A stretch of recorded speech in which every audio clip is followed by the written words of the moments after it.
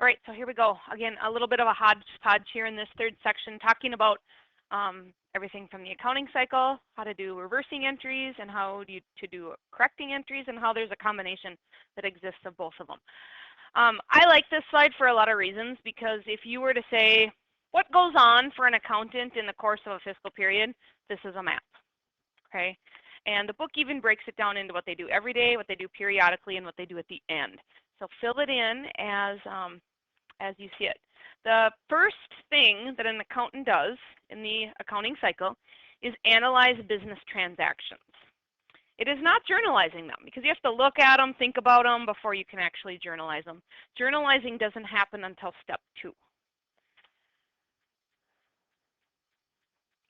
In looking ahead at some of the self-test stuff and even some of the work that we'll do at the end of the chapter, this number 1-2 combo is a test question. I think a lot of people are quick to say the first thing an accountant does is journalize. And just remember, they have to analyze and think about the transaction before they can journalize it. And from there, they post to the ledger.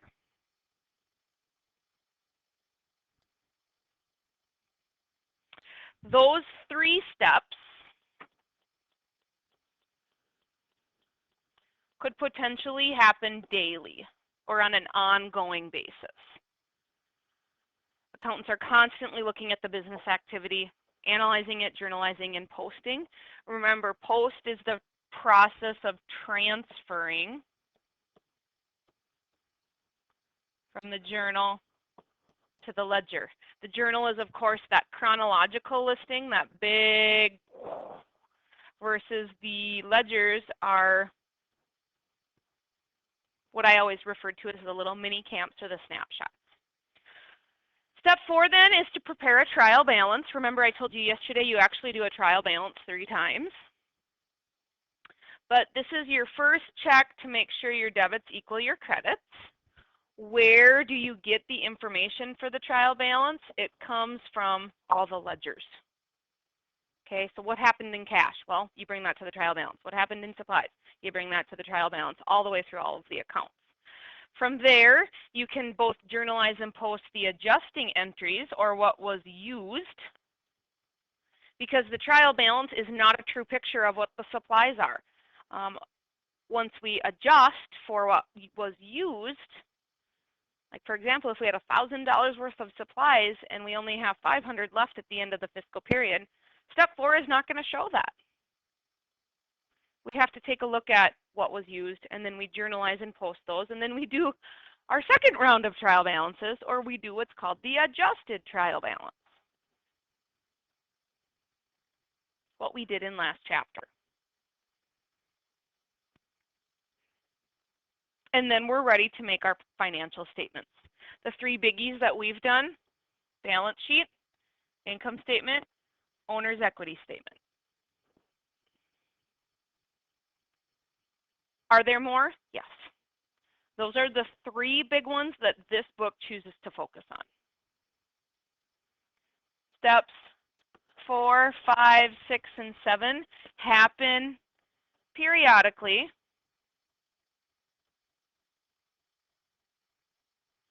I would say maybe once a month they're happening, or once a quarter, or annually. Then, as we near the end, that's when we're going to journalize and post the closing entries and do one more trial balance, what's called the post-closing trial balance. And I think it's obvious how it gets its name. Steps 8 and 9 are at the end. Why do we wait until the end to close?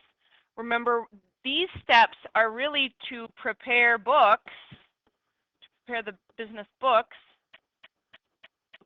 for the next fiscal period.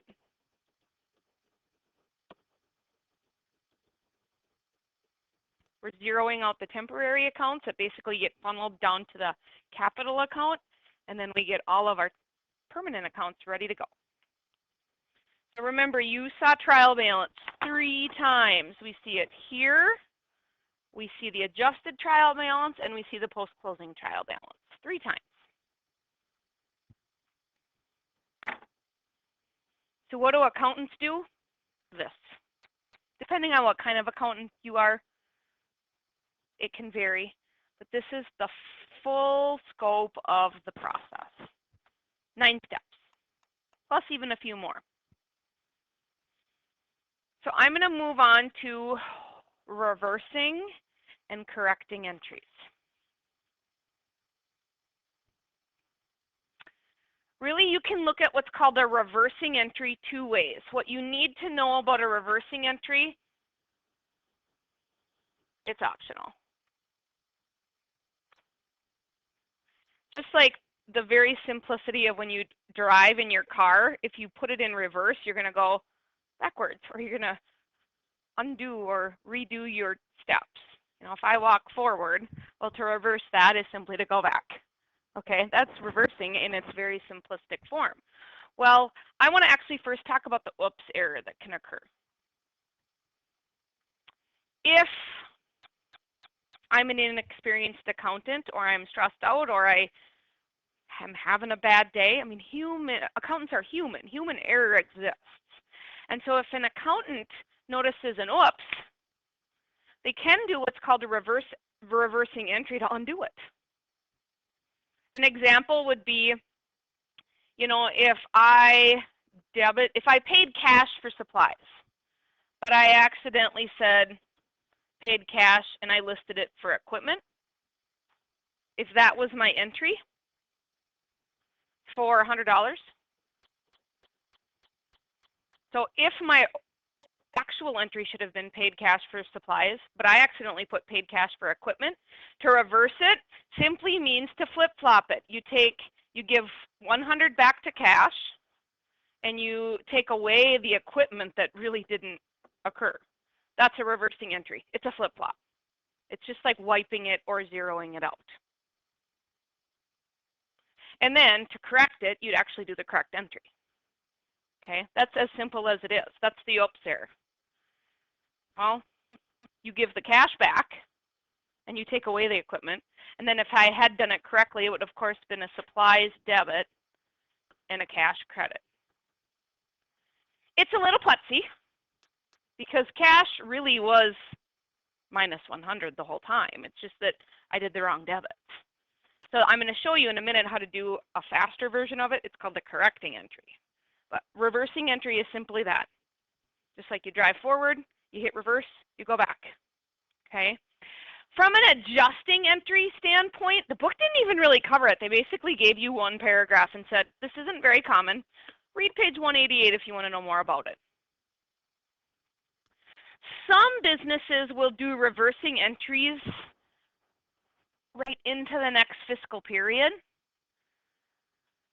and kind of backtrack, or the exact opposite of an adjusting entry. The best example I can do is the salaries and wages payable. Okay, you know how at the end of a fiscal period, if your employees worked a little bit, but payday isn't until into the next fiscal period, we have to stop and say, we owe our employees this, and that's a payable and we have an expense. Well, then if businesses use reversing entries, then the next fiscal period they're going to reverse it and act like it didn't ever happen, and then when it's actually payday, they're going to pay them what they owe them. Does that make sense? You see how it's a lot of extra busy work and extra transactions? So the book even says that, like, this is not very common, and so from an adjusting entry reversal, it doesn't happen very often, but if you want to read more about it, page 188 goes into a lot of depth regarding it.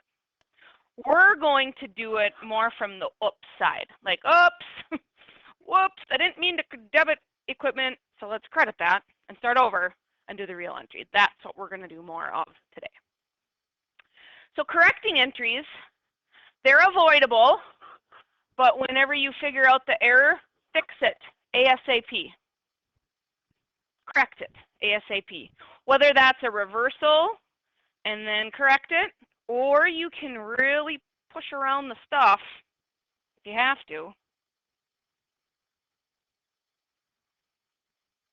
by doing what's called a full-on correcting entry. You don't have to do correcting entries if there are no errors. You don't have to do them. They're avoidable, but people are human. So instead of doing a correcting entry, it's possible to first reverse it and then correct it. It's just double the work.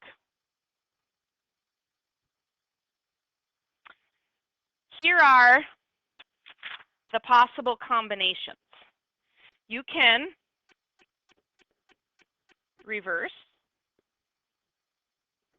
then correct. So like my equipment supplies example, I could say, oh, sorry, equipment, let's credit you. Give the cash back, and then let's turn around and pay cash to the right place. Okay, so that's the reverse and then correct. Or you can simply correct. Gotta be on your A game though. We'll do that version of the equipment supplies error in just a moment. I would say the 3 error examples that you're gonna see: wrong account, like what I just showed you, like, oops, it should have been supplies and I listed equipment. Or it could be the wrong number, which I would say is even more common.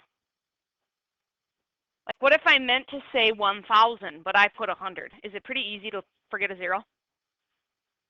Or flip-flop, like what if it was supposed to be 450 and I put 540? Okay, that number transposing is very common. Or another wrong example is wrong account and number. That's the more challenging one. That's where you really need to be on your A game, because not only are you trying to correct the account that it was supposed to go in, but then you're also flipping around numbers and so if I go back to this example, this combo, but this was the reverse, and then what I did down here, I just erased it, was the correcting entry. Well, if I wanted to not reverse and simply try to weasel my way into correcting this, really, would I have needed to do anything with cash? No, because, so here's going to be a debit. I really want supplies as my debit because that's really what I meant to do. I'm going to leave cash as my credit. And, well, wait a minute. Oh, no, I didn't even need to put cash in there because cash was fine the first time. Supplies should have been what I debited. Equipment was not. So I'm going to credit that. That would have been the correcting entry without the whole reversal business. And then I could have left cash untouched because cash needed to be a credit the whole time anyway. Because it's just a matter of I paid 100 towards what should have been supplies, but instead I, whoops, did equipment. Let's take a look at a few cases, okay? And then we're going to identify the scenario. Is it the account that's wrong? Is it the number that's wrong? Or is it both? On May 10th, for Cato Company, journalized and posted $50 cash collection on account from a customer as a debit to cash for $50 and a credit to service revenue for $50. The company discovered the error on May 20th when the customer paid the bill. So it was supposed to be $50. We debited 50 and credited 50. So are the numbers wrong? No, that's not the error. The error,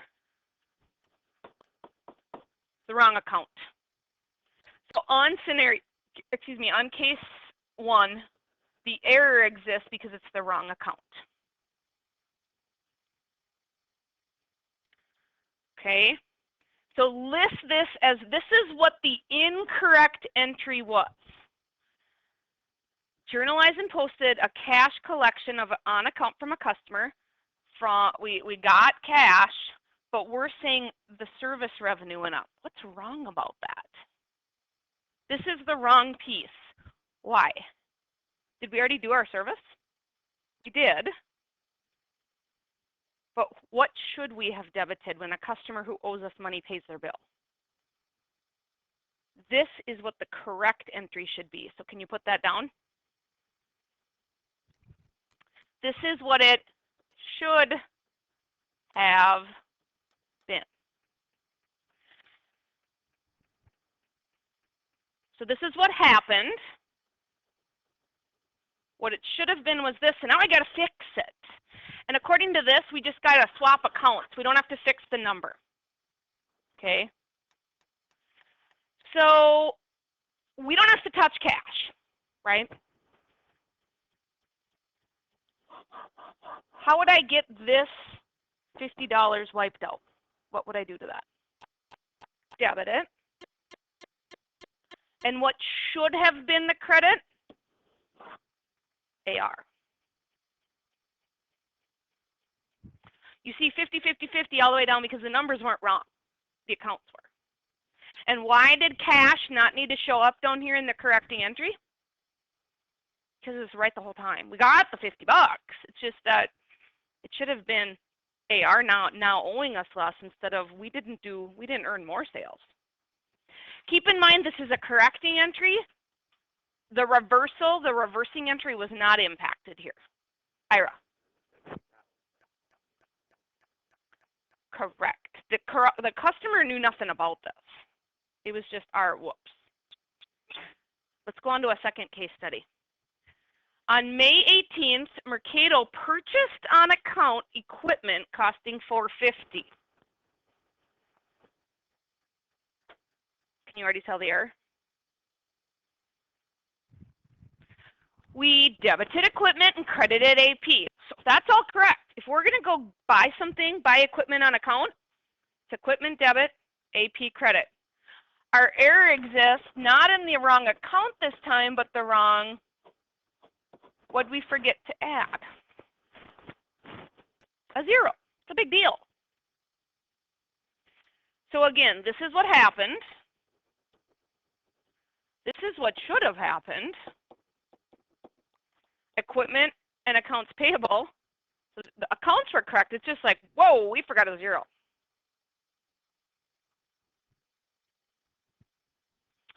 So how's that going to look? Well, when numbers are involved, you have to do a little bit of math. It should have been 450. We said 45. So you're going to see the difference of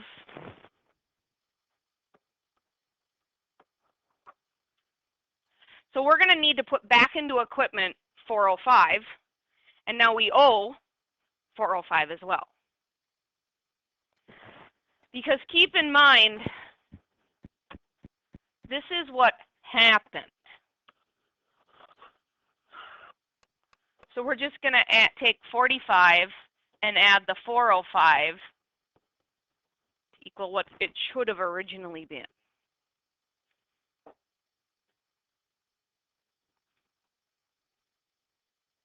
That's about it, you guys. Now I think we should try some. Ooh, what time are we out of here? 57? Let's do it. We might not finish, but that's okay. Tomorrow we're going to get into what's called the classified balance sheet. It's the same ALO, but there's just way more. Basically looking at what's short-term, what's long-term under each of the camps. So that's what that is. Let's together do, I have a feeling we're going to run out of time, but I'm going to just go slow.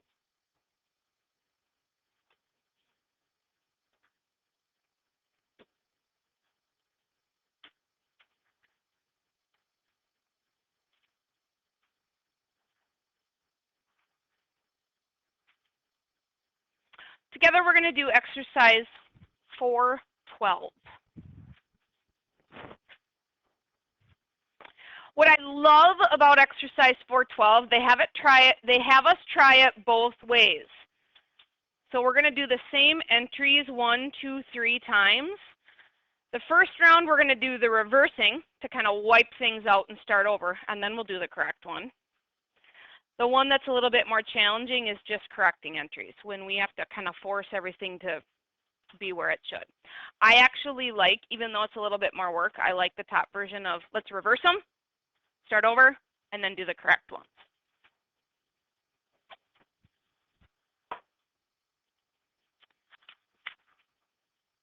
In your book, you're on page 197. So there's only these 3 transactions. It says, Andrew Clark Company discovered the following errors made in January. The first one, the second one, the third one. And then the little instructions below say, correct the errors by reversing the incorrect entry and preparing the correct. Double the work, but kind of the cleaner, easier way. And the ones that I have a feeling we're not going to get to today, correct the errors without a reversible entry. Okay. Let's take a look at number 1. A payment of salaries and wages expense of $700 was actually debited to equipment and credited to cash, both for $700. Is it the first one a number error, an account error, or both? It's account. Okay. We paid cash, so that's not even going to be impacted here, really. Well, it is because we're going to do a reversing entry. But we debited the wrong account. So the first thing we have to do is flip-flop the wrong one.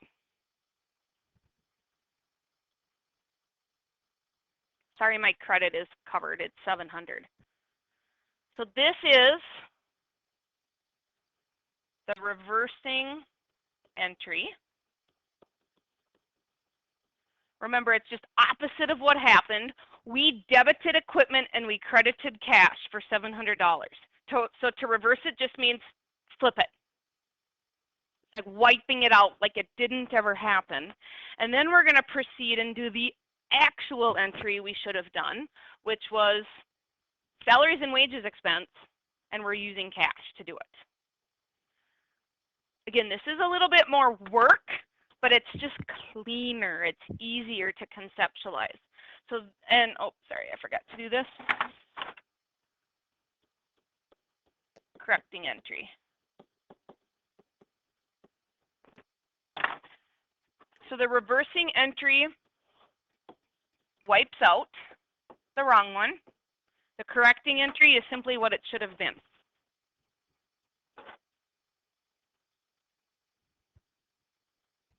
Here was the error. Originally, we debited equipment, so we reversed it to say, that didn't happen, and it should have been salaries and wages expense. Okay, let's keep going. They are going to get a little bit harder. Next one. A collection of $1,000 from a client on account was debited to cash, credited to service revenue. Ooh, it's a double whammy, because look at the numbers. The customer gave us $1,000, but we listed it as $100. And when a customer pays us, is it service revenue that's credited? No, they don't owe us as much anymore. It's AR that goes down. So let's reverse or fix what was wrong. It should not have been service revenue for $100, and it was not getting cash for $100. So remember, that is the reversing entry.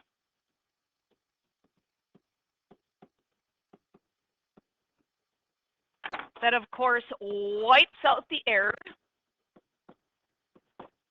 Well, let's do the correct entry. If a customer gives us money to pay their bill, we get the money and AR goes down. But notice, it should have been 1,000 instead of 100. We just forgot a zero the first time. So we corrected it, and now let's get the right stuff in. We got the cash, but AR now no longer owes us $1,000. So the error was twofold: wrong accounts and wrong numbers. I think we better hire a new accountant. Okay. The third one, purchase equipment on account. So we're gaining equipment. We have an AP that happened for $760. Debited to equipment, credited to accounts payable. But what? What's the error in this case? We did the titles, the accounts correct. What's the error? Flip-flop the numbers, didn't we? Let's reverse it. Wipe out AP, get rid of equipment because we listed it at 670. Should have been 760. So this is a reversing entry.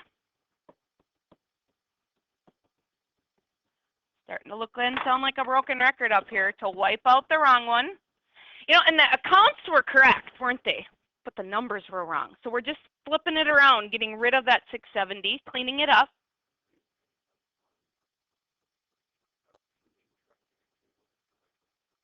Correcting, like it's a correcting, we're correcting our mistake. Doesn't have to. It's just that this round of it is using a reversing entry first. We're about to just do correcting entries exclusively, which involves more work. And you're going to see that in a minute. And we're going to actually probably run out of time. We'll keep going though. So a correcting entry is correcting the mistake. You can use reversing entries, which I like better, but you got to learn both ways. And then, of course, the correcting entry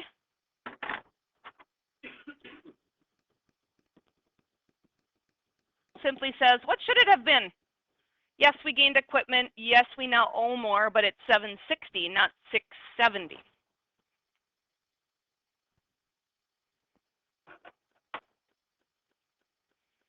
We're going to do these three again, but we're going to leave out the reversing entries this time. They're more challenging, and you'll see why. I've already decided to stay until we finish this, even when the bell rings, okay? I'll go slow, though. So back to that first one. We're just doing it 3 times again, just minus the reversing piece. A payment of salaries and wages expense of $700 was debited to equipment, credited to cash. $700 was fine. So were we paying cash no matter what? Yes. So cash is not going, cash was correct. We're just correcting the mistakes. So we meant for it to be salaries and wages expense. That's what we, I'll just do this. This is what we meant to do. What do we want to get rid of? What shouldn't we have done? Which account shouldn't we have debited?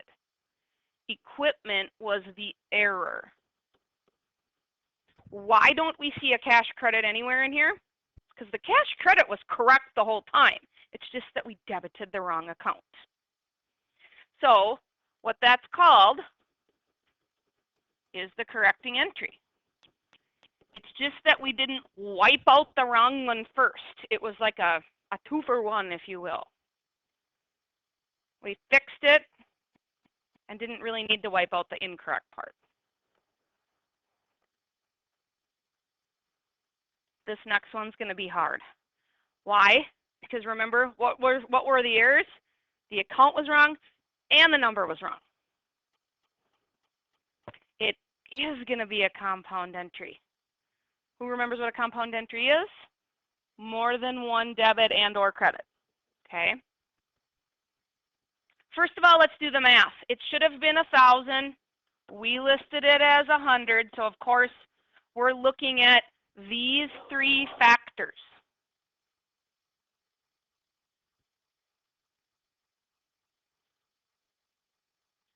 We need to get rid of service revenue because that was wrong. That was the error for the $100. Because that's what we originally did. We said it was 100, it was really 1,000. So let's get rid of that 100. Can you give me just a second? We already said we got $100 in cash. So that's where the 900 difference will be. We already said we got 100. Well, we really got 1,000. So we need to add 900 back into cash. AR was never a player, so now we need to say that it is. AR paid their bill of $1,000, and Ira asked a good question. Do the customers or vendors even know about this error? No, they don't. So AR, we didn't even know that existed. So that was the full 1,000. It's just that we need to wipe out that 100, and we need to get more 900 more. Sydney, your question.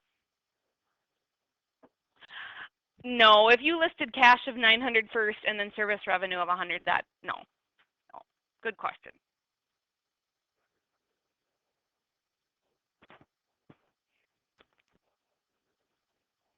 Always a compound entry. Yes, yes, yes. Let's do the last one. Equipment of 760. Accounts payable of 760. That was what it should have been. It's just that we put 670 instead. So you're simply going to take 760 minus 670 to, I think it's 90, isn't it? Yeah. So we just need to add in the, it should have been 760, but we shorted it by $90. So we're getting that equipment up to where it should be, and we're also getting what we owe up to where it should be. Was it okay? You see how even though this version takes longer, it's cleaner? I think the reversing then compound or correcting is a little bit cleaner.